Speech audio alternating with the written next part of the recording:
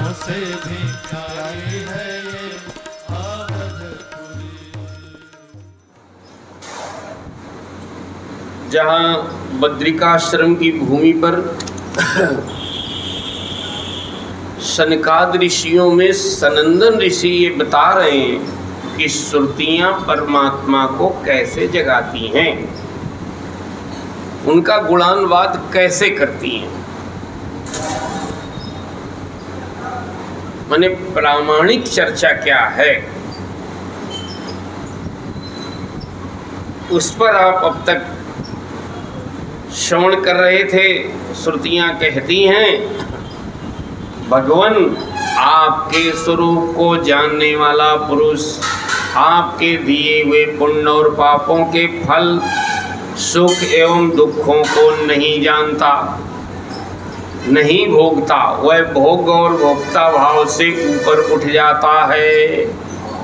उस समय विधि निषेध के प्रतिपादक शास्त्र भी उससे निवृत्त हो जाते हैं, क्योंकि वे देहाभिमानियों के लिए हैं। उनकी ओर तो उसका ध्यान ही नहीं जाता। जिसे आपके स्वरूप का ज्ञान नहीं हुआ है, वह भी यदि प्रतिदिन आपकी प्रत्येक युग में की हुई लीलाओं गुणों का गान सुन सुनकर उनके द्वारा आपको अपने हृदय में बैठा लेता है। देखो, ये श्रवण साधना की क्षमता बताई जा रही है। युग चाहे कोई भी हो, बाहर आप सुन लोगे अरे कलयुग फलाना ढिकाना, लेकिन आप श्रुतियाँ क्या कह रही हैं वो सुनो जी। अगर हम इस पर ईमानदारी से खरे उतरते हैं और परिणाम ना आवे तो फिर शास्त्र झूठे हो जाएंगे। तो हमें सदैव अपने पे ध्यान देना चाहिए कि हमारी त्रुटि कहाँ हो रही है। क्या बोले हैं, कहा यदि प्रतिदिन, कहा जिसे आपके स्वरूप का ज्ञान नहीं हुआ है, वह भी यदि प्रतिदिन आपकी प्रत्येक युग में की हुई लीलाओं गुणों का गान सुन सुनकर जी उसके द्वारा आपको अपने हृदय में बैठा लेता है, तो अनंत अचिंत दिव्य गुण गणों के निवास स्थान प्रभो वह आपका प्रेमी भक्त भी पाप पुण्यों के फल, सुख दुखों और विधि निषेधों से अतीत हो जाता है। माने श्रवण साधना से भी दो बातें बता दी गई कि श्रवण में निरंतरता हो, श्रद्धा हो, क्योंकि आप ही उनकी मोक्ष स्वरूप गति है। परंतु इन ज्ञानी और प्रेमियों को छोड़कर और सभी शास्त्र बंधन में है तथा वे उसका उल्लंघन करने पर दुर्गति को प्राप्त होते हैं। आगे बोले हैं, श्रुतियाँ बोल रही हैं पतयैव तेन ययुरन्तमनन्ततया त्वमपि यदन्तराडनिचया ननु सावरणाः खायुवरजांसि वान्ति वयसाशययच्छ्रुतवस् त्वयि फलन्तयतन्निरसेन न भो निधनाः। बोले हैं भगवान, यदि स्वर्ग आदि लोकों के अधिपति इंद्र ब्रह्मा प्रभृति भी आपकी था आपका प्यार न पा सके, और आश्चर्य की बात तो यह है, देखिए क्या कह रहे हैं भगवान, स्वर्ग आदि लोकों के अधिपति इंद्र ब्रह्मा प्रभृति भी आपकी था आपका पार न पा सके, और आश्चर्य की बात तो यह है कि आप भी उसे नहीं जानते, क्योंकि जब अंत है ही नहीं, कोई चीज अनंत है तो वो नापी कैसे जा सकती है। इसलिए आप भी नहीं नाप सकते भाई। अगर नप जाएगी तो अनंत शब्द कैसे रहेगा। बोले क्योंकि जब अंत है ही नहीं तब कोई जानेगा कैसे प्रभो। जैसे आकाश में हवा से धूल के नन्हे नन्हे कण उड़ते रहते हैं, वैसे ही आप में काल के वेग से अपने से उत्तरोत्तर 10 गुने 7 आवरणों के सहित असंख्य ब्रह्मांड एक साथ ही घूमते रहते हैं। तब भला आपकी सीमा कैसे मिले? हम श्रुतियां भी आपके स्वरूप का साक्षात वर्णन नहीं करती हैं। आपके अतिरिक्त वस्तुओं का निषेध करते करते, देखिए शब्दों पे आप ध्यान दे रहे हैं, अतिरिक्त वस्तुओं का निषेध करते करते अंत में अपना भी निषेध कर देती हैं और आप में ही अपनी सत्ता खोकर सफल हो जाती हैं। क्या बढ़िया स्वर्णिम पंक्ति है महाराज। तो कहा कि इधर कोई एक लोग चले जाए, शोर बहुत आ रहा है, धीरे से उनको समझा दें। बोलिए हनुमान जी महाराज की। 2 घंटे की बात है। कहा है हम श्रुतियां आपके स्वरूप का साक्षात वर्णन नहीं करती, फिर आपके अतिरिक्त वस्तुओं का निषेध करते करते, आप ऐसे समझ सकते हो जैसे एक थाली में मान लीजिए चावल पड़े हों और उसमें एक चना पड़ा हो, चने का कोई नाम ना हो। कल्पना कर लीजिए कोई ऐसी चीज पड़ी जिसका कोई नाम नहीं है। अब आपको उसको अलग करना है, ढूंढना है। तो एक तो तरीका ये है कि वो वस्तु ढूंढ ली जाए। वस्तु तो नहीं मिल रही है, उसका वर्णन नहीं हो सकता है, तो क्या करें? उसमें जितने चावल हैं, गेहूं हैं, अन्य चीजें हैं, माने चने के अतिरिक्त जो कुछ, उसको हटाते चले जाएं। ये नहीं है, ये चना नहीं है, ये चना नहीं है, ये भी चना नहीं है, ये भी चना नहीं है।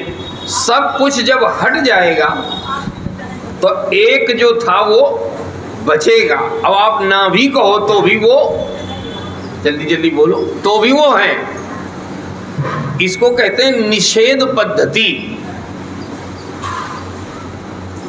श्रुतियां इस तरह से बताती हैं कि ये नहीं है, ये नहीं है, ये परमात्मा नहीं है, ये भी नहीं है, ये भी नहीं है, ये भी नहीं है। जो बुद्धि में आ जाए वो हो नहीं सकता। फिर कहेंगी नहीं है को कौन जानता है? कोई एक है जो ये कह रहा है कि ये नहीं है, कहाँ वो है। ऐसे लक्षित कराती हैं हम कौन? श्रुतियां, वेद। वेद से ज्यादा अच्छा प्रमाण तो कोई माना नहीं जाता हमारा धरती पर। सुनिए, हम श्रुतियां भी आपके स्वरूप का साक्षात वर्णन नहीं करती, माने सीधे ये परमात्मा ये नहीं कहती, वो ये कहती है ये परमात्मा नहीं है।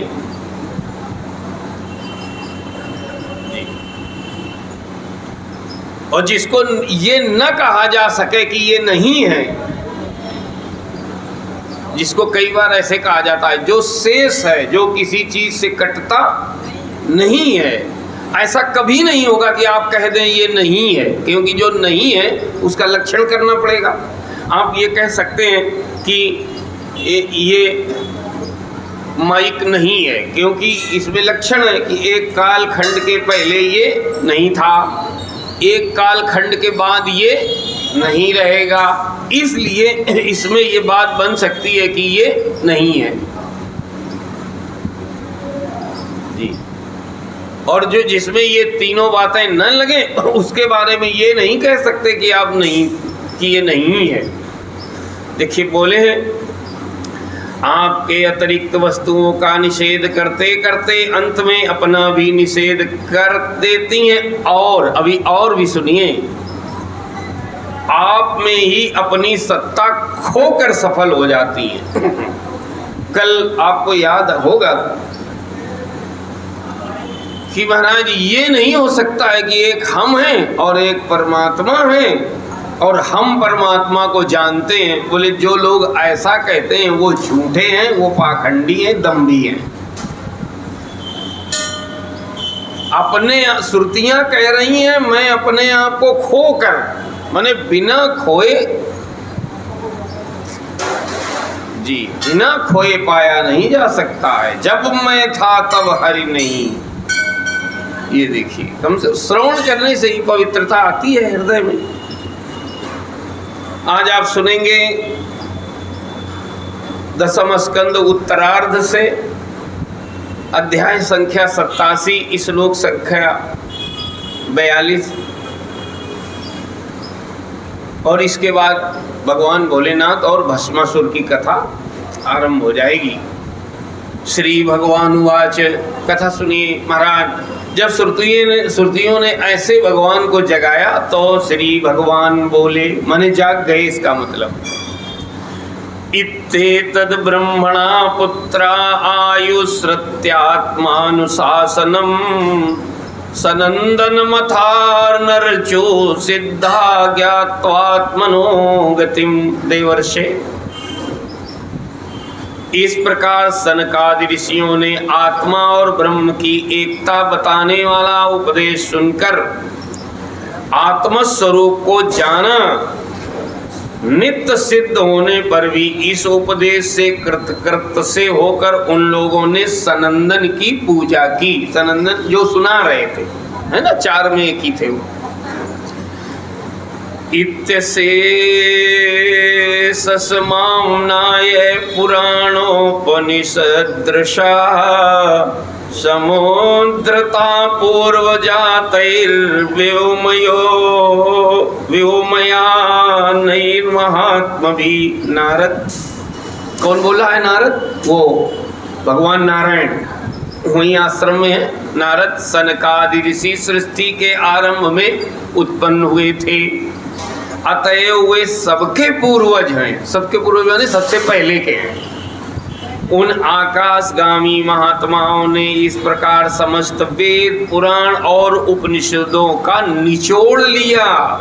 ये जो आप सुन रहे थे 2-3 दिन से, ये क्या था? ये निचोड़ है, तत्व है, सार है। यह सब सार सर्वस्व है। त्वं चैदद् ब्रह्मदायात् श्रद्धयात्मानुशासनं धारयन् चरगां कामं कामानां भर्जनं नृणां। देवर्षे, तुम उन्हीं के समान ब्रह्मा के मानस पुत्र हो। किनके समान? सनकादि के समान। हाँ, उनकी ज्ञान संपत्ति के उत्तराधिकारी हो। तुम भी श्रद्धा के साथ इस ब्रह्म विद्या को धारण करो और स्वच्छंद भाव से पृथ्वी में विचरण करो। यह विद्या मनुष्यों की समस्त वासनाओं को भस्म कर देने वाली है। श्री सुकोवाच, आगे कथा सुनाते हुए श्री सुखदेव जी महाराज कहते हैं, राजन, एवं सऋषिणादिष्टं गृहीत्वा श्रद्धयात्मवान् पूर्णश्रुतधरो राजन्नाह वीरव्रतो मुनिः। परीक्षित, देवर्षि नारद बड़े संयमी, ज्ञानी, पूर्ण काम और नैष्ठिक ब्रह्मचारी हैं। वे जो कुछ सुनते हैं उन्हें उसकी धारणा हो जाती है।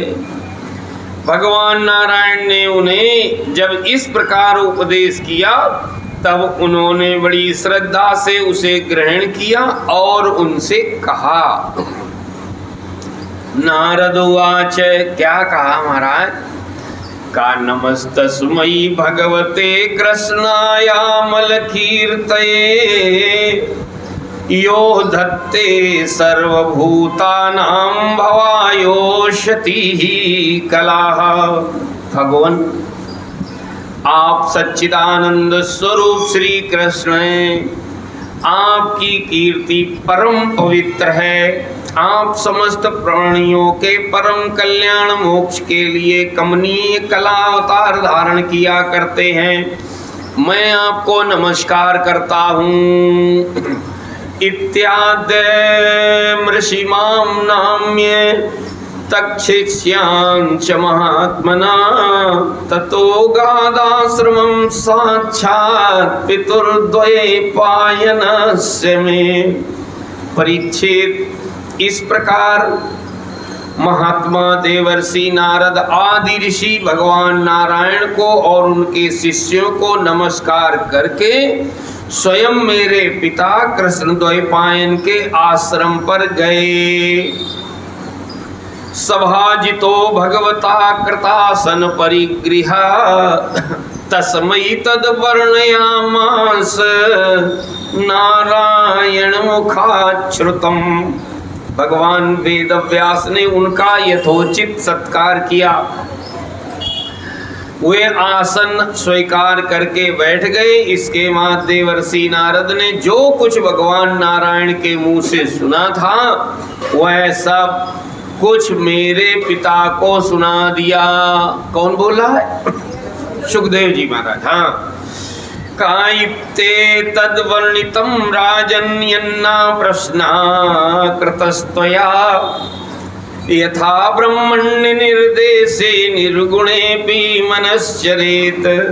राजन, इस प्रकार मैंने तुम्हें बतलाया कि मन वाणी से अगोचर और समस्त प्राकृत गुणों से रहित परब्रह्म परमात्मा का वर्णन श्रुतियां किस प्रकार करती हैं। यहाँ से प्रश्न हुआ था जी कि जो चीज बुद्धि में वाणी में समाती नहीं तो वाणी से श्रुतियां बताती कैसे हैं।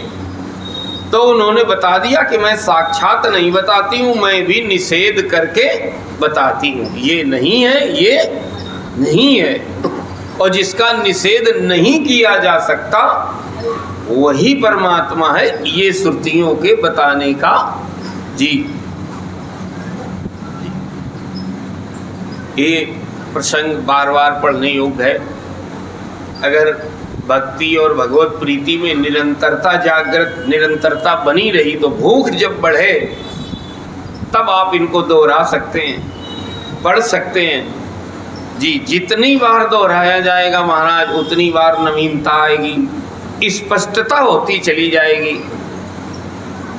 तो कहा, राजन, इस प्रकार मैंने तुम्हें बतलाया कि मन वाणी से अगोचर और समस्त प्राकृत गुणों से रहित जी, मन क्रम बचन अगोचर जोई राम अनादि अवधपति सोई।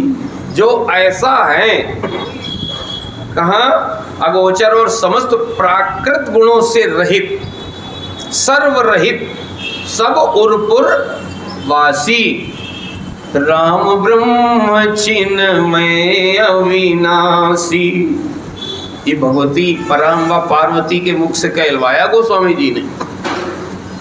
राम ब्रह्म चिन्मय अविनाशी, सर्वरहित सब उर्पुरवासी। सबसे असंग होते हुए भी वो सबके हृदय में है जी, निर्लेप हैं। सुनिए महाराज, कहा, इस प्रकार मैंने तुम्हें बतलाया कि मनवाणी से अगोचर और समस्त प्राकृत गुणों से रहित परब्रह्म परमात्मा का वर्णन श्रुतियां किस प्रकार करती हैं और उनमें मन का कैसे प्रवेश होता है। यही तो तुम्हारा प्रश्न था। परीक्षित आगे बोले हैं,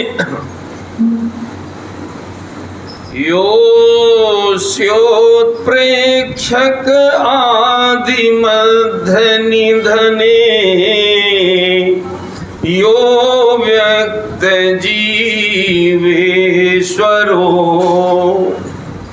यः सृष्ट वेद मनु प्रवेश ऋषिणा चक्रे पुरा सास्तिता यं संपद जहात जामनुष्यै शुप्तः कुलायं यथा तं कैवल्य निरसनामृतम् समस्तयोनिमभयं ध्यायेजस्रं हरिं। सुखदेव जी महाराज कहते हैं, राजन, भगवान ही इस विश्व का संकल्प करते हैं तथा उसके आदि मध्य और अंत में स्थित रहते हैं। वे प्रकृति और जीव दोनों के स्वामी हैं। उन्होंने ही इसकी सृष्टि करके जीव के साथ इसमें प्रवेश किया है और शरीरों का निर्माण करके वे ही उनका नियंत्रण करते हैं। जैसे गाढ़ निद्रा सुषुप्ति में मग्न पुरुष अपने शरीर का अनुसंधान छोड़ देता है, वैसे ही भगवान को पाकर यह जीव माया से मुक्त हो जाता है। भगवान ऐसे विशुद्ध केवल चिन्मात्र तत्व हैं। केवल का क्या मतलब? ऐसे हैं, ये आप बोल नहीं सकते। परमात्मा ऐसे हैं, इसीलिए उनका एक नाम क्या है? अनुपम, निरुपम, निरवधि। सुना होगा। अनुपम माने जिनकी कोई उपमा उसकी होती है। जब एक जैसी कोई दूसरी वस्तु हो तो कह दिया जाए इस तरह ये है। जब वो एक ही है तो कैसे बताया जाए? देखिए कैसे बोल रहे हैं। कहा भगवान ऐसे विशुद्ध, विशुद्ध का अर्थ है जिनमें अशुद्धि कभी होती ही नहीं है, हो ही नहीं सकती। केवल चिन्मात्र तत्व हैं कि उनमें जगत के कारण माया अथवा प्रकृति का रत्ती भर भी अस्तित्व नहीं है। वे ही वास्तव में अभय स्थान है। अभय स्थान माने जीव उन्हीं में शरणागत होकर के अभय को प्राप्त होता है। और नहीं तो महाराज यहाँ कुछ भी कर लिया जाए, भय नाम की चीज तो बनी रहती है, क्योंकि भविष्य बना रहता है। भय हमेशा भविष्य से होता है, ये ध्यान रहे। भूतकाल से कभी भय नहीं होता है। भूतकाल से आपको गिलानी हो सकती है। कोई भूतकाल में ऐसी घटना घट गई उल्टी सीधी तो उसका भय नहीं होगा, गिलानी हो सकती है। वर्तमान हमेशा वर्तमान है, वो तो चल रहा है, उससे कोई भय नहीं। भविष्य से हमेशा भय होता है कि आगे क्या होगा, अब क्या होगा, अगर ऐसा हो गया तो क्या होगा, वो ऐसा हो गया तो क्या होगा।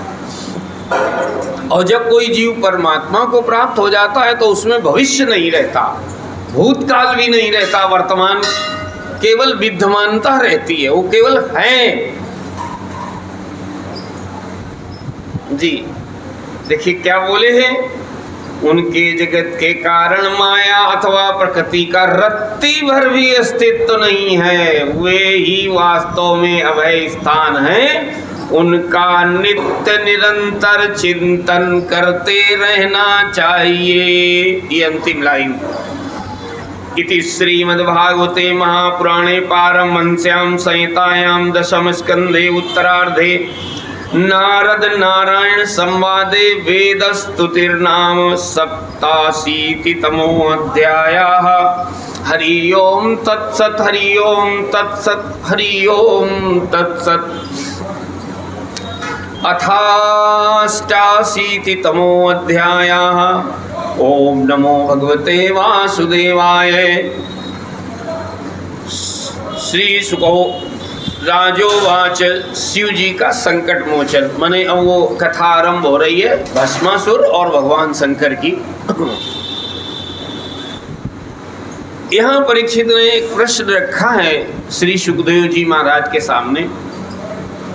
राजोवाच, कहा देवासुर मनुष्येषु ये भजन्त शिवम शिवम प्रायस्ते धनिनो भोजा न तो लक्ष्म्यापतिम हरिम। भगवान शंकर ने समस्त भोगों का परित्याग कर रखा है परंतु देखा यह जाता है। प्रश्न पहले सुनिएगा, अगर प्रश्न समझ में आएगा तो फिर उत्तर सुनने में आपको आनंद आएगा। कहा भगवान शंकर ने समस्त भोगों का परित्याग कर रखा है, परंतु देखा यह जाता है कि जो देवता, असुर अथवा मनुष्य उनकी उपासना करते हैं वे प्रायः धनी और भोग संपन्न हो जाते हैं। माने उन्होंने तो भोग का त्याग कर दिया, लेकिन जो उनकी पूजा करते हैं वो सब माला माल, और उनके पास प्रचुर भोग सामग्री आ जाती है, भोग संपन्न हो जाते हैं। और भगवान विष्णु लक्ष्मीपति हैं। बड़ा सूक्ष्म गहन प्रश्न कर रहे हैं परीक्षित। कहा और भगवान विष्णु लक्ष्मीपति हैं जब, परंतु उनकी उपासना करने वाले प्रायः धनी और भोग संपन्न नहीं होते। एतद्वेदुमिच्छामा संदेहोत्र महान हिना विरुद्धशीलयो प्रभोर्विरुद्धा भजतां गतिः।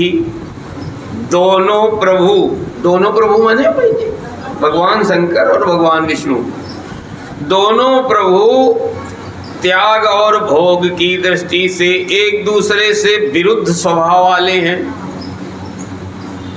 परंतु उनके उपासकों को उनके स्वरूप के विपरीत फल मिलता है।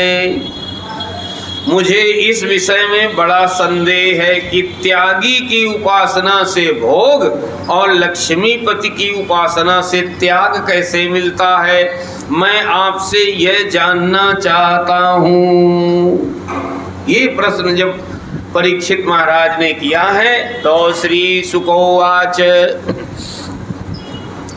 सुखदेव जी महाराज उत्तर देते हुए कहते हैं, राजन शिवा शक्तियुता सस्वत त्रिलिंगो गुण संवृता वैकारिकस्तैजश्च ताम चेत्यहं त्रिधा। परीक्षित, शिव जी सदा अपनी शक्ति से युक्त रहते हैं। सुनो, वे सत्व आदि गुणों से युक्त तथा अहंकार के अधिष्ठाता हैं। अहंकार के 3 भेद हैं। देखो धीरे धीरे भागवत भगवान आपके सामने वेदांत ला रहे हैं। अहंकार के भी 3 भेद हैं। कहा वैकारिक, तेजस और तामस। ततो विकारा अभवन षोडशामीषु कंचना उपधावन विभूतीनां सर्वासामश्नुते गतिम। त्रिविध अहंकार से 16 विकार हुए, 10 इंद्रियां, 5 महाभूत और 1 मन। अतः इन सबके अधिष्ठात्र देवताओं में से किसी एक की उपासना करने पर समस्त ऐश्वर्यों की प्राप्ति हो जाती है। पहले बताया भगवान शंकर जी अहंकार के अधिष्ठाता हैं, यहाँ से शुरू किया। फिर कहा कि अहंकार 3 प्रकार का है। फिर कहा त्रिविध अहंकार से 16 विकार हुए जी। 10 इंद्रियां, 10 में 5 ज्ञानेंद्रियां और जल्दी जल्दी जोर से बोलो, हाँ 5 कर्मेंद्रियां, 5 महाभूत क्षितिजल पावक गगन समीरा और 1 मन। कितने हो गए? 16। तो कहा 1 मन। अतः इन सबके अधिष्ठात्र देवताओं में से किसी एक की उपासना करने पर समस्त ऐश्वर्यों की प्राप्ति हो जाती है, परंतु हरि निर्गुणा साक्षात पुरुषा प्रकृते पराः स सर्वद्रगुपदृष्टा तं भजन निर्गुणो भवेत्। परंतु परीक्षित, भगवान श्री हरि तो प्रकृति से परे स्वयं पुरुषोत्तम एवं प्राकृत गुण रहित हैं। वे सर्वज्ञ तथा सबके अंतःकरण के साक्षी हैं। वे जो उनका भजन करता है वह स्वयं भी गुणातीत हो जाता है। बोले हैं निवृत्ते स्वमेधेषु राजा युष्मत्पितामह शृण्वन् भगवतो धर्मान् प्रक्षदिदमच्युतम्। का परीक्षित, जब तुम्हारे दादा धर्मराज युधिष्ठिर अश्वमेध यज्ञ कर चुके, अब आपको पुरानी कथा याद करनी पड़ेगी, तब भगवान से विविध प्रकार के धर्मों का वर्णन सुनते समय उन्होंने भी यही प्रश्न किया था। किसने? युधिष्ठिर ने। किससे? भगवान से, भगवान श्री कृष्ण से। उनके यज्ञ में श्री कृष्ण वहां पर थे। जो हमसे आप पूछ रहे हो यही उन्होंने पूछा था। देखो, बताने वाला कभी ये नहीं कहता कि हम अपना बता दे रहे हैं आपको जी, क्योंकि वो विद्या पुरुषकृत नहीं है, ये बताया जा रहा है बार बार।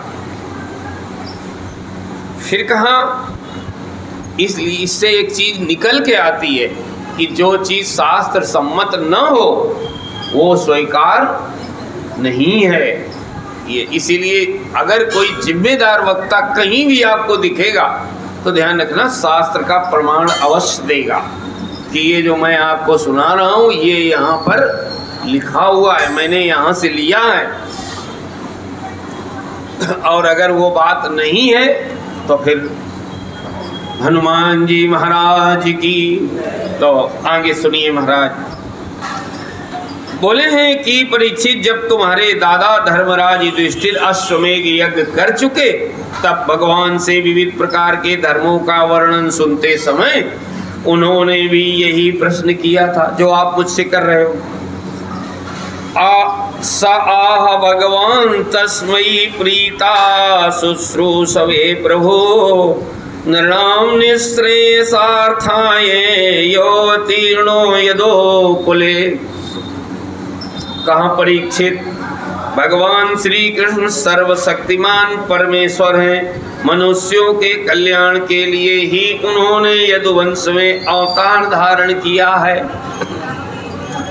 राजा युधिष्ठिर का प्रश्न सुनकर और उनकी इच्छा सुनने की इच्छा देखकर उन्होंने प्रसन्नता पूर्वक इस प्रकार उत्तर दिया था। वो आप सुनो।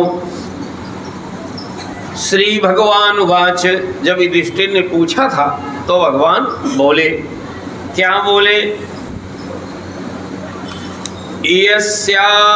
यस्यामनुगृह्णामि हरिस्ते तद्धनं शनैः ततो धनं त्यजन्त्यस्य स्वजना दुःख दुःखितम्। भगवान ने कहा था, राजन, जिस पर मैं कृपा करता हूं, मैंने विष्णु भगवान की बात आई, उसका सब धन धीरे धीरे छीन लेता हूं। वह निर्धन हो जाता है, तब उसके सगे संबंधी उसके दुखाकुल चित्त की परवाह न करके उसे छोड़ देते हैं। भाई यहाँ सावधानी जरूरी है। बोलिए शंकर भगवान की। नहीं तो अश्रद्धा हो जाएगी जो हम कर रहे हैं, पता लगे हाँ। जो चीज हमारे आपके उत्थान में बाधा पहुंचा रही है, अगर धन बाधा है, अभिमान बढ़ा रही है, तो फिर ये बात सही है कि भक्त का अभिमान भगवान छीनते हैं और दुष्ट का अभिमान प्रकृति छीनती है। छीना दोनों का जाता है। देखो, दंड गलती करने पर सबको मिलता है। जो अपने बड़ों की आज्ञा मानता है तो वहाँ गलती करेगा तो वो डांटेंगे, उनकी सुननी पड़ेगी। और जो वहाँ नहीं किसी ने सुनी, गलत संस्कार पड़ गया, अब वो समाज में जब अपराध करेगा तो पुलिस और जज की सुननी पड़ेगी। और क्या, ये तो यहाँ हो ही नहीं सकता है कि सुननी नहीं पड़ेगी। ये तो धरती पे संभव नहीं है। ये है, आप गुरुओं की सुन लो, माता पिता की सुन लो, हितैषी बड़ों की सुन लो तो इनसे बच जाओगे। उनकी नहीं सुनोगे तो इनकी सुनोगे। आप देख लेना, जो अपराधी या जो थोड़ा आप इधर उधर न ले जाना दिमाग, लेकिन समझना जो कुछ ऐंठे ऐंठे लोग होते हैं, बोले हम किसी की नहीं सुनते, और फिर वो अपराध कर बैठते हैं, फिर उनको है ना पुलिस की सुननी पड़ती है कि नहीं, और फिर महाराज जेल के अंदर और कोर्ट में न जाने किस किस की सुननी पड़ती है, जिनका मुंह देखने लायक नहीं है, उनके पीछे पीछे दौड़ना पड़ता है। किनको?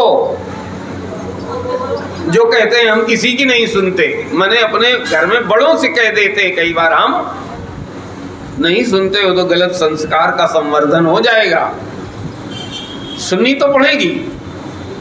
बस अंतर ये है, देखिए यहाँ अभिमान कौन तोड़ता है? भगवान। अगर कोई भक्त है धन के कारण या रूप के कारण या बल के कारण या पद के कारण, किसी कारण से उसकी भक्ति अटक गई है जी, तो फिर भगवान उसको, जैसे इसका बढ़िया दृष्टांत गोस्वामी जी ने दिया है, जैसे छोटे बच्चे को जब फोड़ा हो जाता है ना, तो माता जी खुद उसको पकड़ करके, हाँ, जेहि तन ब्रन तन हो ये गोसाई, और मातु चिराव कठिन की नाई।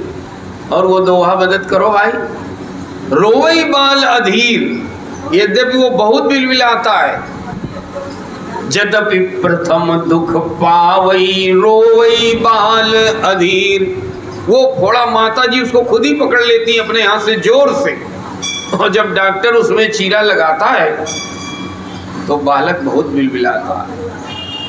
यद्यपि प्रथम दुख पावई, उसको कष्ट तो है और माता जानती भी है कि इसको कष्ट है।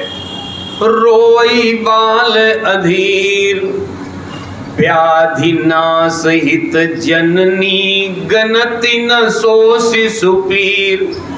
लेकिन माँ को ये विवेक है कि ये थोड़ी देर का कष्ट हमेशा के कष्ट को निवारण कर देने वाला है, इससे व्याधि नाश हो जाएगी। बोले व्याधि नाश हित जननी, जननी माने माता, वो जानती है, बालक को ये विवेक नहीं है। गनति न सो शिशु पीर, इसलिए बालक के रोने धोने बिलबिलाने की वो गिनती, हाँ, अपना कलेजा कड़ा करके। इसी तरह भगवान भी बड़े कोमल हैं, लेकिन जब देखते हैं कि हमारा भक्त अहंकार पाले बैठा है तो उसको धीरे से फिर वो हटा देते हैं। बिलबिलाता बहुत है महाराज, अहंकार पर चोट पड़ने पे जितना कष्ट होता है और किसी पे चोट पड़ने पे उतना कष्ट हो नहीं सकता है महाराज। धन चला जाए, कोई और नुकसान हो जाए, अहम पर आपने कहीं भी चोट कर दी किसी के अहम पर, समझ लेना कि अब, हाँ, इसीलिए वो अधिकार केवल गुरुओं को दिया गया है और वो एक व्यवस्था के तहत चोट की जाती है। पहले बुलाया गया, फिर श्रद्धा से बैठाला जाएगा, फिर धीरे धीरे पुचकार के, हाँ, कुटर कुटर करके, अंदर हाथ सहार दे, बाहर मारत चोट, धीरे धीरे। क्योंकि महाराज सबसे बड़ा ऑपरेशन यही होता है जहां आप बैठे हो, सच बात है ये। अनजाने में अगर व्यक्ति भाग न जाए तो वो भीतर भीतर सब चल रहा है। भगवान का जो गुणानवाद है ना, वो कान से प्रवेश कर गया है और वो भीतर भीतर ऑपरेशन शुरू किए हुए हैं, अहंकार को जी क्षरण कर रहा है। सुनिए दादा मेरे क्या बोल रहे हैं भगवान का, जिस पर मैं कृपा करता हूं, माने जिसके प्रति माँ हित भावना रखती है बालक के प्रति, तब तो वो फोड़ा चिरवाती है ना। बात समझ में आ रही है ना बहन जी? उसका सब धन धीरे धीरे छीन लेता हूं। सब धन का मतलब जिस धन के कारण, धन माने केवल रुपए न ले लेना, जिस धन के कारण उस पर अहंकार बैठा हुआ है, कहा उसका जब वह निर्धन हो जाता है तब उसके सगे संबंधी उसके दुखाकुल चित्त की परवाह न कर उसे छोड़ देते हैं। माने तब उसकी ज़्यादा पूंछ समाज में रहती नहीं है। और नहीं तो महाराज जो 15 जगह पूछे जाते हैं तो कभी इनके यहाँ खड़े हैं, और वो अगर आप कहो तो कहेंगे हमें फुर्सत नहीं है, वो फलाने ने बुलाया है, ढिमके ने बुलाया है, और यहाँ वो हो रहा है, यहाँ वो हो रहा है, वो सब भगवान ही जाने, है ना। इसका मतलब ये है कि परमात्मा में निष्ठा भी है नहीं, तो वो प्रशंसा कहीं मिल रही है, कहीं योग्यता का अभिमान है कि मैं हूँ योग्य, इसलिए हमको पूछा जा रहा है। तो गदर बदर अगर अच्छा सत्संग न मिले तो जीवन चला जाएगा, उसमें और कुछ नहीं होगा, वही सब। और जिस दिन आपके गुण का क्षरण होगा, बुढ़ापा ज्यादा होगा, तो वही लोग फोन करना, बोले कि ना बोले नहीं, फिर बंद कर देते हैं, क्योंकि अब आप काम के रहे नहीं। ये दुनिया का नियम है, आप बुरा ना मानना, ये केवल आपके साथ नहीं, यहाँ है ही है ऐसा। तो सुनिए, कहा कि तब उसके सगे संबंधी उसके दुखाकुल, धन का इसलिए दृष्टांत दिया है कि धन अगर ज्यादा हो तो आसपास तमाम, है ना, ऐसे ही घूमने लगते हैं, दोस्त बन जाएंगे सब आपके, ये मोटी बात है। और जहां वो गया, बोले अब तो इनके पास कुछ रहा नहीं जी। कहा है उसे दुखाकुल चित्त, उसके दुखाकुल चित्त की परवाह न कर उसे छोड़ देते हैं। आगे महाराज सुनिए क्या बोले हैं भगवान। सयदा वित्तथोद्योगो निर्विण्णा स्यात् धने हया मत्परीकृत मैत्रेयस्य करिष्ये मदनुगृहम्। फिर वह धन के लिए उद्योग करने लगता है, तब मैं उसका वह प्रयत्न भी निष्फल कर देता हूँ। माने अब उसको उसमें भी सफलता नहीं मिलेगी, क्योंकि महाराज सफलता सदैव कल्याणकारी नहीं होती है। ध्यान रखना, कई बार असफलता ही कल्याणकारी होती है जी। बोले हैं कि फिर वह धन के लिए उद्योग करने लगता है। अब पुराने संस्कार हैं, चित्त जल्दी से मानता कहाँ है। बोले अभी बुढ़ापे में रिटायरमेंट के बाद फिर हम कुछ ज्वाइन करेंगे, देखें कि नहीं। भजन की ओर ध्यान तो है ही नहीं अब हम इतना ही बोलेंगे क्योंकि किसी को चोट लगाना हमारा उद्देश्य नहीं है। बोले हैं फिर वह धन के लिए उद्योग करने लगता है, तब मैं उसका वह प्रयत्न भी निष्फल कर देता हूँ, ताकि ये मुझ में लगे। अब थोड़ा जीवन बचा है, और नहीं ये उसी में लगा रहेगा, और मिल भी गया तो क्या होगा, और नहीं मिला तो क्या होगा। इसलिए भगवान कह रहे हैं मैं लेकिन भक्त का ये करते हैं भगवान, अभक्त को छोड़ देते हैं। अभक्त का तो माया करती है, ये ध्यान रखना। होता सबका है सुनिए महाराज, कहा फिर वह धन के लिए उद्योग करने लगता है, तब मैं उसका वह प्रयत्न भी निष्फल कर देता हूँ। इस प्रकार बार बार असफल होने के कारण जब धन कमाने से उसका मन विरक्त हो जाता है, उसे दुख समझकर वह उधर से अपना मुंह मोड़ लेता है और मेरे प्रेमी भक्तों का आश्रय लेकर उनसे मेल जोल करता है। तब मैं उस पर अपनी अहेतुकी कृपा की वर्षा कर देता हूँ, जिससे उसका कल्याण हो। आगे बोले हैं तद्ब्रह्म परमं सूक्ष्मं चिन्मात्रं सदनंतकं अतो मां सुदुराराध्यं हित्वान्यान् भजते जनः। मेरी कृपा से उसे परम सूक्ष्म अनंत सच्चिदानंद स्वरूप परब्रह्म की प्राप्ति हो जाती है। इस प्रकार मेरी प्रसन्नता, मेरी आराधना बहुत कठिन है। इसी से साधारण लोग मुझे छोड़कर मेरे ही दूसरे रूप अन्यान्य देवताओं की आराधना करते हैं। ततस्तत् आशुतोषेभ्यो लब्धराजश्रियोद्धताः मत्ता प्रमत्ता वरदान विस्मरन्त्यवजानते। दूसरे देवता आशुतोष हैं, भगवान बता रहे हैं। आशुतोष है माने शीघ्र प्रसन्न होने वाले, वे झटपट पिघल पड़ते हैं और अपने भक्तों को साम्राज्य लक्ष्मी दे देते हैं। उसे पाकर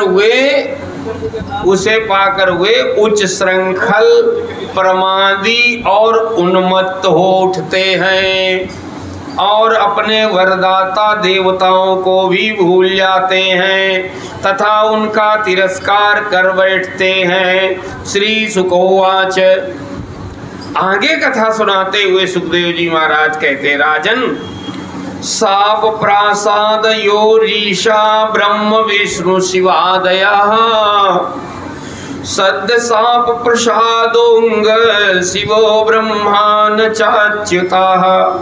परीक्षित, ब्रह्मा विष्णु और महादेव ये तीनों साप और वरदान देने में समर्थ हैं, परंतु इनमें महादेव और ब्रह्मा शीघ्र ही प्रसन्न या रुष्ट होकर वरदान अथवा साप दे देते हैं, परंतु विष्णु भगवान वैसे नहीं हैं। अत्र चोदाहरन्ति इतिहासं पुरातनं ब्रकासुराय गिरिशो वरं दत्त्वापसंकटम्। इस विषय में महात्मा लोग एक प्राचीन इतिहास कहा करते हैं। क्या इतिहास कहा करते हैं? भगवान शंकर एक बार ब्रकासुर को वर देकर संकट में पड़ गए थे। यही ब्रकासुर का ही बाद में नाम भस्मासुर पड़ा है। तो आए हम लोग पहले भागवत पाठ कर लेते हैं, फिर आगे चर्चा करते हैं। बोलिए शंकर भगवान नारायण।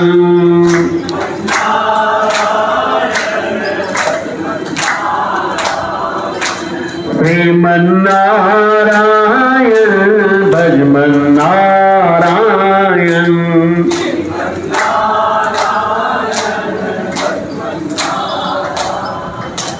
श्रीमन्नारायण नारायण नारायण।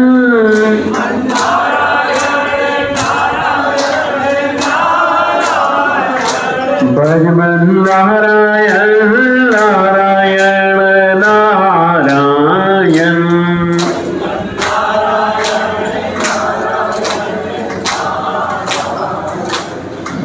श्रीमन्नारायण नारायण नारायण।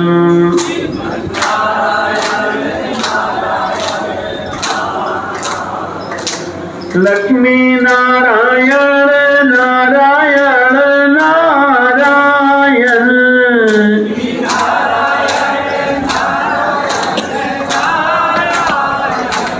लक्ष्मी नारायण नारायण नारायण।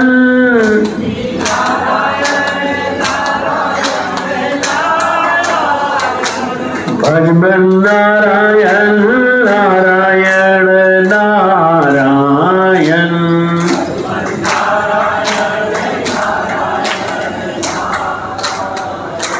श्रीमन्नारायण नारायण नारायण।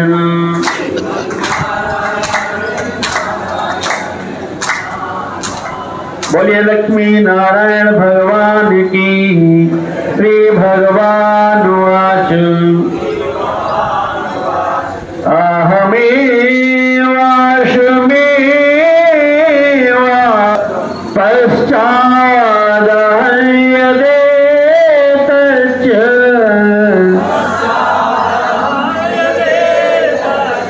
यो वसेष्येत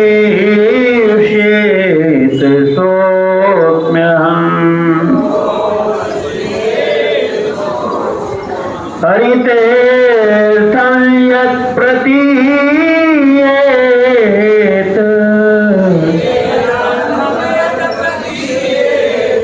न प्रतीयेत चात्म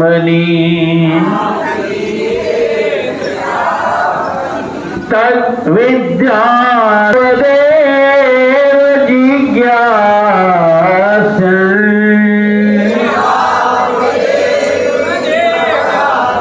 तत्त्वजिज्ञासुनात्मनः अन्वयव्यतिरेका यस्यात् सर्वत्र सर्वदा। बोलिए। श्री उनके ऊपर संकट डाल दिया। तो ये कथा सुनाते हुए कह रहे हैं, इस विषय में महात्मा लोग एक प्राचीन इतिहास कहा करते हैं। भगवान शंकर एक बार बृकासुर को वर देकर संकट में पड़ गए थे। इसी का नाम बाद में भस्म हो जाने के कारण भस्मासुर हो गया। उसका वैसे नाम जो था ना, राशि का नाम, वो था बृकासुर है। अच्छा, ये कौन था उसका परिचय भी करा रहे हैं। ब्रको नामा सुरा पुत्रा शकुने पथि नारदम दृष्ट्वा सुतोषम प्रपक्ष देवे सूत्र सुदुर्मति। कहा परीक्षित बृकासुर शकुनी का पुत्र था। उसकी बुद्धि बहुत बिगड़ी हुई थी। एक दिन कहीं जाते समय उसने देवर्षि नारद को देख लिया और उनसे पूछा, किससे? नारद, कि तीनों देवताओं में झटपट प्रसन्न होने वाला कौन है? ये जो बिगड़ैल बुद्धि है ये सब जल्दी ही चाहती है, तत्काल मिल जाए, करना शॉर्टकट, हाँ कुछ न पड़े। तो सुनिए फिर क्या हुआ। जब पूछा, कहा तीनों देवताओं में झटपट प्रसन्न होने वाला कौन है? साह देवं गिरिशम उपाधावासु सिद्ध्यसि योल्पाभ्याम गुणदोषाभ्याम आसुतुष्यति कुप्यति। परीक्षित, देवर्षि नारद ने कहा तुम भगवान शंकर की आराधना करो, इससे तुम्हारा मनोरथ बहुत जल्दी पूरा हो जाएगा। वे थोड़े ही गुणों से शीघ्र प्रसन्न और थोड़े ही अपराध से, ये भी ध्यान रखना, अलट पलट है, तुरंत क्रोध कर बैठते हैं। दासस्य बाणयोस्तुष्टास्तुवतोर्वदिनोरिव ऐश्वर्यतुल्यं दत्त्वा तत आपसु संकटम।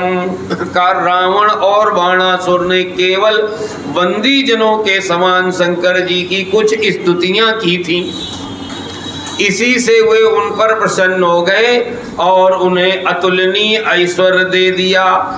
बाद में रावण के कैलाश उठाने और बाणासुर के नगर की रक्षा का भार लेने से वे उनके लिए संकट में भी पड़ गए थे। अब उसने कैलाश उठा लिया, उठा करके अब ऐसे ऐसे करने लगा, वो दिखाने लगा कि देखो हम तो, जो मान लीजिए आपकी कोई कुर्सी नीचे से उठा दे और फिर ऐसे ऐसे करे तो संकट जैसा लगेगा कि नहीं लगेगा। दूसरा दृष्टांत ही आप ये कथा आप यहीं पे सुन चुके, बाणासुर वाली, कि भगवान भोलेनाथ ने वरदान दे दिया था कि मैं तुम्हारी रक्षा करूंगा, और फिर इसने भगवान शंकर से ही तब उन्होंने ये भी श्राप भी दे दिया कि अब तुम्हारा अभिमान नष्ट करने वाला कोई तुम्हें जल्दी मिल जाएगा। तो वो उषा के द्वारा जब अनिरुद्ध का अपहरण किया गया था, कथा आपको कुछ याद आ गई? तब भगवान शंकर को भगवान श्री कृष्ण से लड़ना पड़ा था। फिर भगवान ने उनको जमुहाई अस्त्र है ना मार दिया, जिससे वो जमुहाई लेने लगे अलग खड़े होकर के। इतने में भगवान बगल से निकल गए और बाणासुर की भुजाओं को जल्दी जल्दी बोलो काट दिया। तो यहाँ कह रहे हैं कि बाद में रावण के कैलाश उठाने से, अब ये देखो उनकी करुणा थी और रावण की मूर्खता थी, अभिमान ये हो गया। कैलाश कोई उठा सकता है भगवान शंकर को? वो उठ गए, उठ भी जाते हैं यही आसुरी वृत्ति है। उसने ये नहीं सोचा कि ये इनकी करुणा है कि जब मैंने उठाया तो ये उठ गए, उसको उसका अभिमान बढ़ गया। मैंने कैलाश उठाया शंकर का, तो यही बोलता था हमेशा।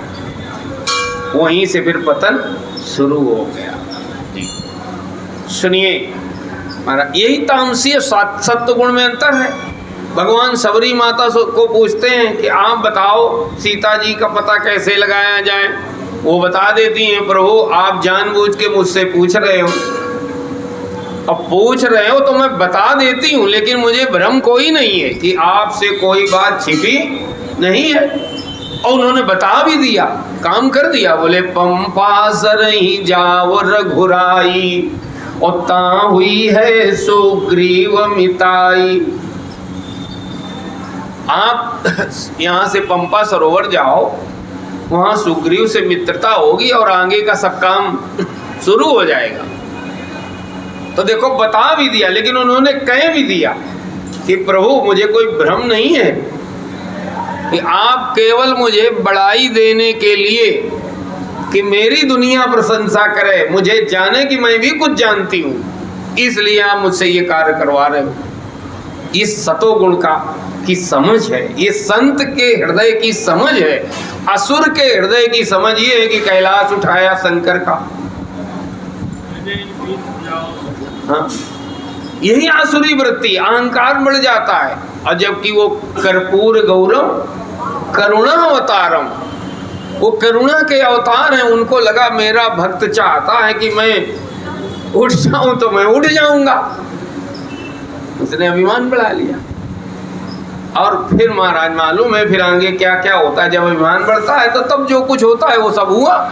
यहाँ सुनिए आगे कहा कि बाद में रावण के कैलाश उठाने से, बाणासुर के नगर की रक्षा का भार उठाने से वे उनके लिए संकट में भी पड़ गए थे। वे माने कौन? भगवान शंकर। आगे सुना रहे हैं, इत्यादिष्टस्तम सुरा उपाधावत स्वगात्रतः केदार आत्मक्रव्येण जुग्नोऽग्निमुखं हरम। का नारद जी का उपदेश पाकर बृकासुर केदार क्षेत्र में गया और अग्नि को भगवान शंकर का मुख मानकर अपने शरीर का मांस काट काट कर उसमें हवन करने लगा। पूजा केवल सात्विक लोग ही थोड़ी करते हैं, तामसिक लोग इनसे ज्यादा बड़ी बड़ी करते हैं जी। और ध्यान रखना, कई बार वो अच्छा हम कर लेते हैं ये भी दिखाते हैं। एक कहानी मुझे याद आ रही है, आपको निवेदन कर ही दूं, क्योंकि कई बार लोग भीतर से तामसी होते हैं, दिखने में सात्विक दिखा करके किसी को ठगते कैसे हैं। देखो आपको एक छोटी बात निवेदन करता हूं। महाभारत का जब युद्ध निश्चित हो गया तो पूरी दुनिया उसमें भाग ले रही थी। पक्ष दो थे, पांडव पक्ष और कौरव पक्ष। उसमें नकुल और सहदेव की जो माता जी थी माद्री, इनके मामा का नाम था शल्य, माने माद्री के जो भाई थे शल्य थे। वो भी अपने देश मद्र देश से चले युद्ध में भाग लेने के लिए। पता चल गया दुर्योधन को, तो देखो उसने दिमाग लगाया। क्या दिमाग लगाया? इनको अपने पक्ष में कैसे किया जाए। तो महाराज रास्ते में बहुत जगह उसने स्वागत व्यवस्था बना दी, खाना पीना सोना, उनके साथ सेना थी, सबके लिए खूब मतलब खिला पिला के क्या बोला जाता है तर कर दिया, ये बोले बढ़िया। अच्छा, शल्य ये समझ रहे थे कि ये व्यवस्था युधिष्ठिर के द्वारा हो रही है, लेकिन जब तक वो हस्तिनापुर आए तो उन्हें ये पता चल गया कि ये जो खाना पीना और सेवा सत्कार किया है ये दुर्योधन ने किया। अब आप सोच लीजिए कि दुर्योधन भी किसी की सेवा सत्कार कर सकता है, लेकिन भीतर भावना क्या है? क्या कि इनको अपने पक्ष में करना है। भावना केवल ये है, क्रिया सात्विक है, किसी को खिलाना पिलाना, उसकी सेवा करना, ये क्रिया तो सात्विक है, लेकिन उद्देश्य जी कई बार तामसिक लोग भी ऐसा कार्य कर लेते, वो भीतर से तमोगुणी होते हैं। अब ये पूजा आराधना कितनी बड़ी कर रहा है, आप ये देखिए। और फिर महाराज वो द्वापर युग था, घटना क्या घटी बताऊं आपको। जब सल्ल महाराज को ये पता चला कि इतनी सेवा दुर्योधन के द्वारा की गई, तो न चाहते हुए भी, क्योंकि उस युग का आदमी इतना कृतज्ञ नहीं था कि किसी का खा ले, है ना, क्या बोला है, खाया है तो बजाना पड़ेगा। अब इतना निर्लज्ज नहीं था कि खा भी ले और अंगूठा भी दिखा दे। महाराज फिर उनको लड़ना पड़ा, किसकी ओर से, दुर्योधन की ओर से। प्राण चले गए, प्राण चले गए। इसलिए कई बार कहीं से भी सेवा और पूजा मिल रही हो तो बहुत ध्यान रखना चाहिए, इसका उद्देश्य क्या है पहले ये समझो। हाँ, नहीं बाद में जब खा पी लिया है, सेवा करा ली है, तब जो पता चलेगा तो पश्चाताप के अलावा कुछ हाथ लगता नहीं है। देखो सेवा पूजा तो बृकासुर कर रहा है, किसकी, भगवान शंकर की। तो हमें लगता है जितना सतोगुणी कर नहीं सकता उससे ज्यादा कर रहा। सुनिए, कहा नारद जी का उपदेश पाकर बृकासुर केदार क्षेत्र में गया और अग्नि को भगवान शंकर का मुख मानकर अपने शरीर का मांस काट काट कर उसमें हवन करने लगा। देवोपलब्धम प्राप्य निर्वेदात सप्तमे हनि शिरोव्रसच्यत स्वधितिना तत्तीर्थ क्लिन्नमूर्धजम्। इस प्रकार 6 दिन तक उपासना करने पर भी जब उसे भगवान शंकर के दर्शन नहीं हुए, किसको बहनी, बृकासुर, तब उसे बड़ा दुख हुआ। उसने 7वें दिन केदार तीर्थ में स्नान करके उसने अपने भीगे बाल वाले मस्तक को कुल्हाड़ी से काटकर हवन करना चाहा, मैंने कुल्हाड़ी उठा ली। जब हवन करने के लिए उद्धत हुआ तो वहां एक घटना घटी है।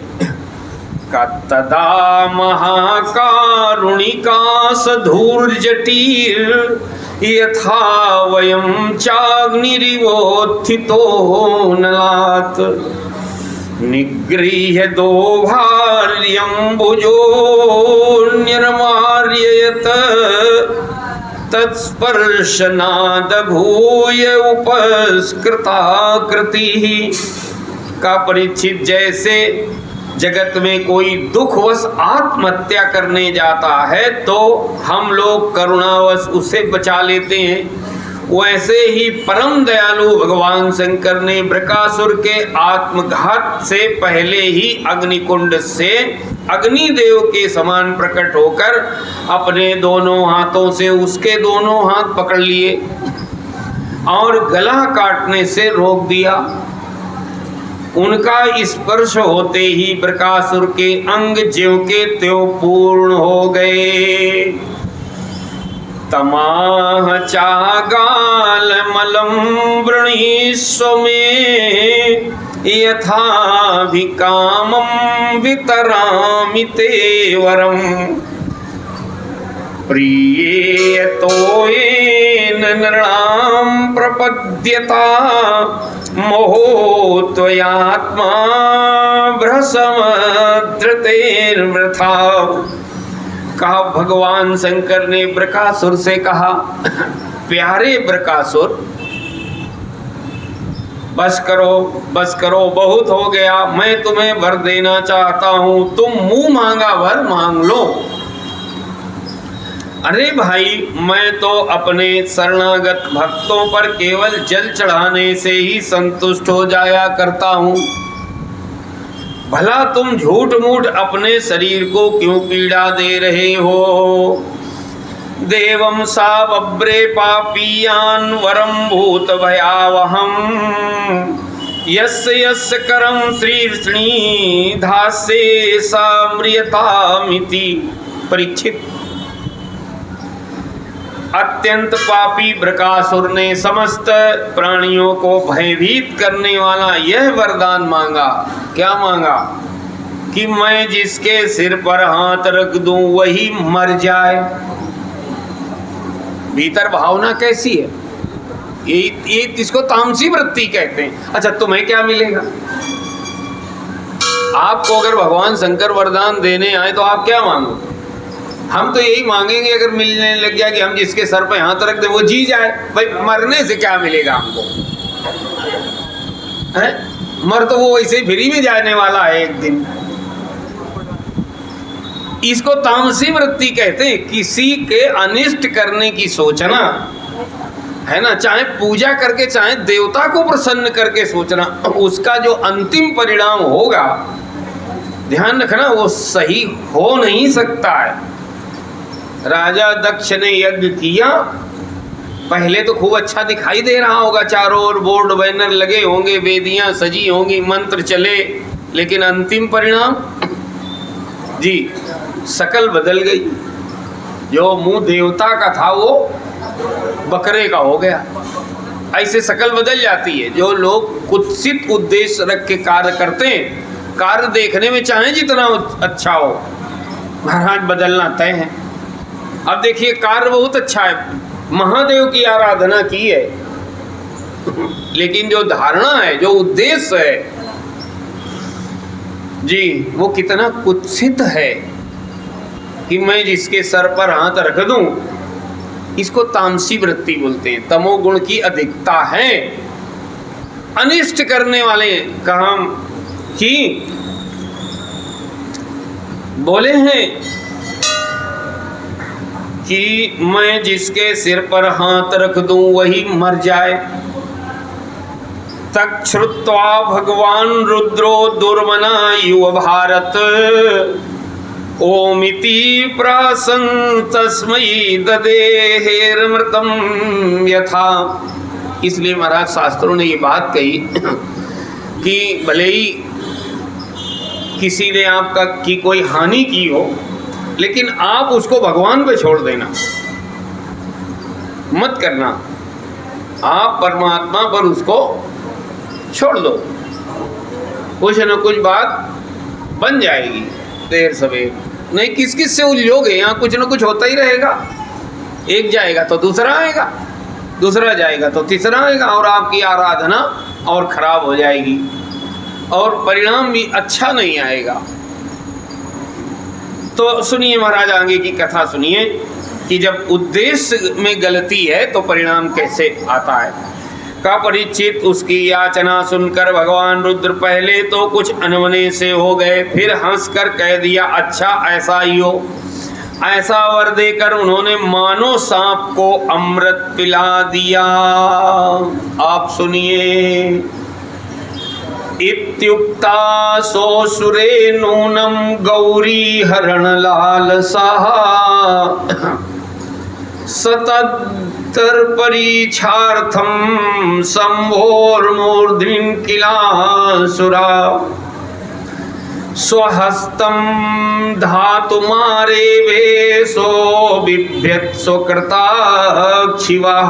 भगवान शंकर के इस प्रकार कह देने पर बृकासुर के मन में यह लालसा हो गई कि मैं पार्वती जी को ही हर लूं। जी, वह असुर शंकर जी के वर की परीक्षा के लिए उन्हीं के सिर पर हाथ रखने का उद्योग करने लगा।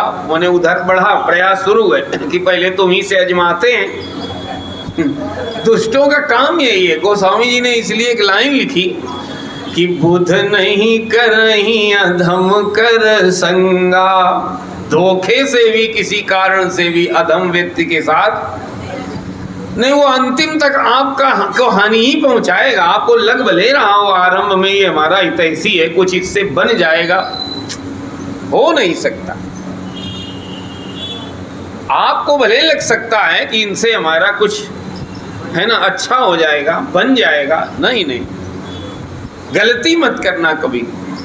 कष्ट सह लेना, अभाव सह लेना, समय बदल जाएगा, वो चीज की निवृत्ति हो जाएगी, लेकिन गलत व्यक्ति की मदद मत ले लेना, नहीं वो जीवन भर का सरदर्द हो जाता है।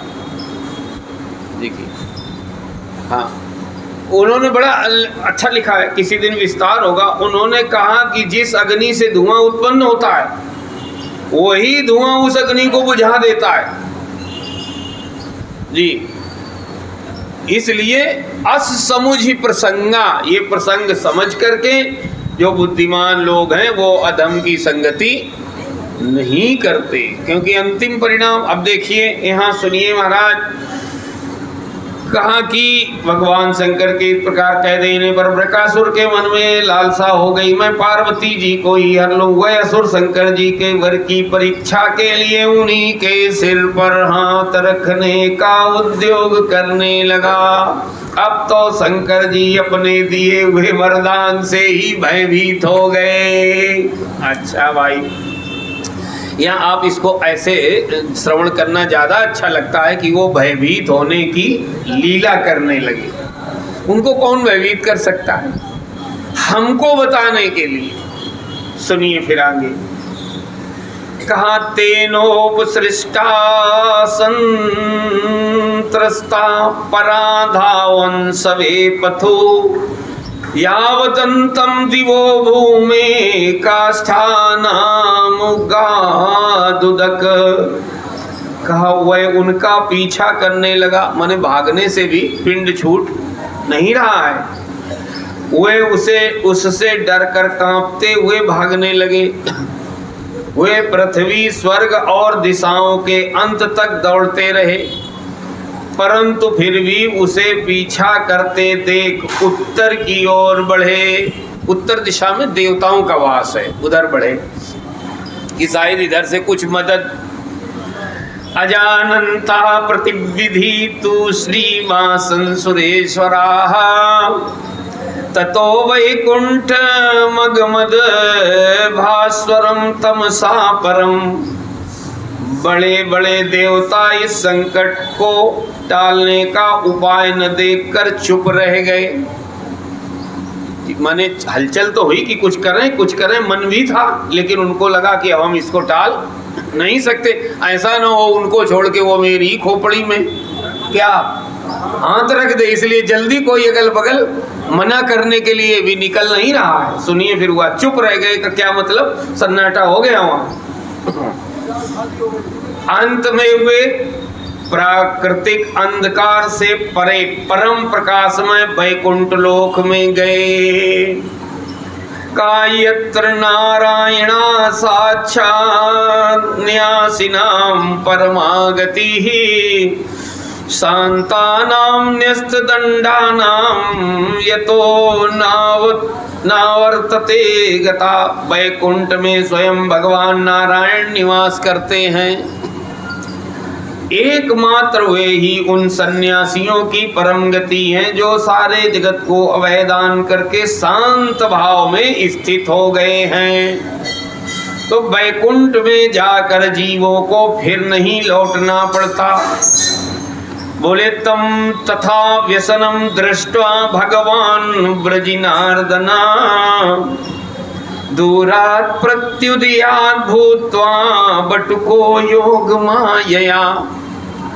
कहा भक्त भयहारी भगवान ने देखा कि शंकर जी तो बड़े कष्ट में पड़े हुए हैं, तब वे अपनी योग माया से ब्रह्मचारी बनकर दूर से ही धीरे धीरे बृकासुर की ओर आने लगे। देखो यहाँ वो मोहिनी वाला दृष्टांत नहीं है। आपको चाहे वो भले ही अच्छा लगता हो, यहाँ आपको अच्छा लगे तो, लेकिन हम जो शास्त्र है वही सुन लेना चाहिए। तो सन्यासी बन करके आ गए, ब्रह्मचारी बन के आ गए, इसमें क्या समस्या है आप बताएं? क्यों मिलाया जाए कि वो मोहिनी छमक करके और है ना, और उस तरह से हमें लगता है अच्छे श्रोताओं को ऐसा करने की जरूरत है नहीं। इसमें बुरा क्या है? जो शास्त्र कह रहे हैं, भागवत भगवान कह रहे हैं कि वो ब्रह्मचारी का रूप धारण करके आए, इसमें क्या बुराई है आप बताएं? कोई जरूर वही वाला कर दिया करें। बोलिए हनुमान जी महाराज की, है ना। तो बोले हैं कि मेखला जिन दंडाक्षय तेजा साग्निरिवज्ज्वलन अभिवादयामास चतम कुशपाणिर्विनीतवत। भगवान ने, जब वो भगवान आए हैं तो उनका श्री विग्रह कैसा है उसकी छवि का वर्णन कर रहे हैं, क्योंकि ये नियम है, ये ध्यान मूर्ति है भगवान की। वर्ण कैसे लग रहे हैं बता रहे हैं। भगवान ने मूंज की मेखला, काला मृग चर्म, दंड और रुद्राक्ष की माला धारण कर रखी है। उनके एक एक अंग से ऐसी ज्योति निकल रही थी मानो आग धधक रही हो। वे हाथ में कुश लिए हुए थे। बकासुर को देखकर उन्होंने बड़ी नम्रता से झुककर प्रणाम किया, क्योंकि ब्रह्मचारी है ना। अच्छा, श्री भगवान उवाच, ओ ही ब्रह्मचारी वेश भगवान फिर प्रणाम करके बोले। क्या बोले? कहा साकुने भवान व्यक्तम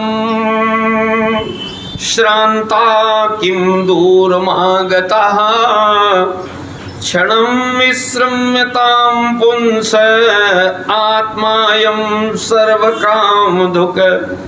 शकुनी नंदन बकासुर जी, क्या भगवान ने कहा है? हाँ बकासुर जी, हाँ, आप स्पष्ट ही बहुत थके से जान पड़ते। हमें लगता है वो हाँफ रहा था, कौ पसीना उसीना भी आ गया हो, क्योंकि थके जान पड़ने के 2-3 चिन्ह होते हैं। तो आप बहुत दूर से आ रहे हैं क्या? भगवान ने पूछा। कौन भगवान ने? सो तुम जानो अंतर्यामी। अब लीला कर रहे हैं ये। तो पूछा कि आज क्या आप बहुत दूर से आ रहे हैं? तनिक विश्राम तो कर लीजिए, माने थोड़ा रुक जाइए। देखिए यह शरीर ही सारे सुखों की जड़ है। लो महाराज, ये कौन बोल रहा है? भगवान। लेकिन बोल किससे रहे हैं? ये भी ध्यान रखना, शकुनी से, उससे बकासुर से।